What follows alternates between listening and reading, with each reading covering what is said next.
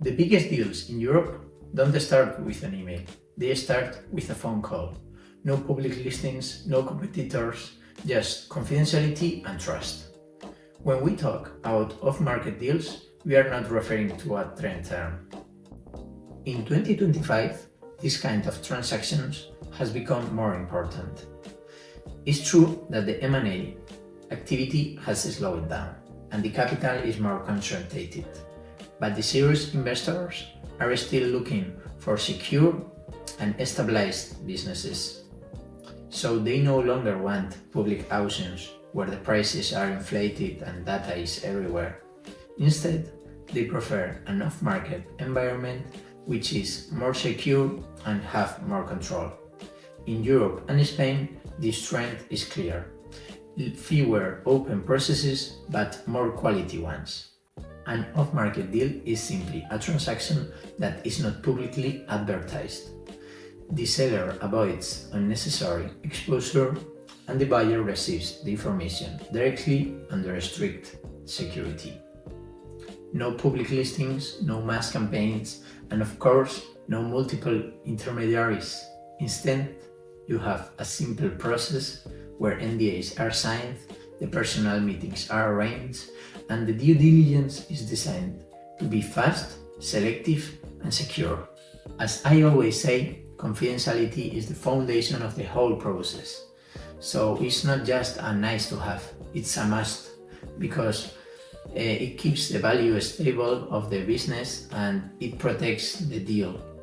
For the seller, it's very important that no leaks are made because their employees can be worried, the competitors can be alert, and also can even lose some clients. So for the buyer also it's really important because it demonstrates trust and that the information is not overexposed. Also, the staff security clauses are very important, and to know everyone who has access of the deal, because if it gets leaked, it can damage everyone involved. So it's like the security insurance policies. The access to off-market deals is not about luck, it's about network. In my case, I use 3 main channels to get clients. The first of all is the professional contacts, as lawyers, accountants, and financial advisors, that they tell me when some of their clients are retiring or want to sell. The second one is the direct relationships, that I like to stay in touch with businessmen when we learn a lot from each other. And as I am in touch with all the business industry in Spain, I can talk a lot about that. And also, when you have a good plan or good service, they want to tell it to their care ones. So sometimes they reach out to me because someone talked about me.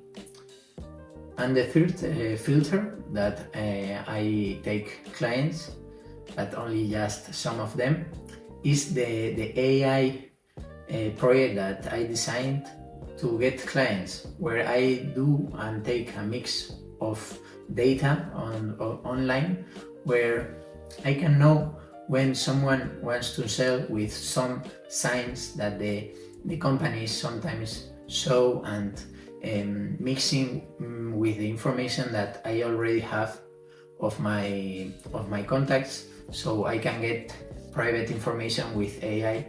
And sometimes works, sometimes not, but I have gotten some results about that, and for sure it will improve in the future, because AI is never gonna stop of improving, and that's a really good method to get clients. Someday maybe I can share it with you.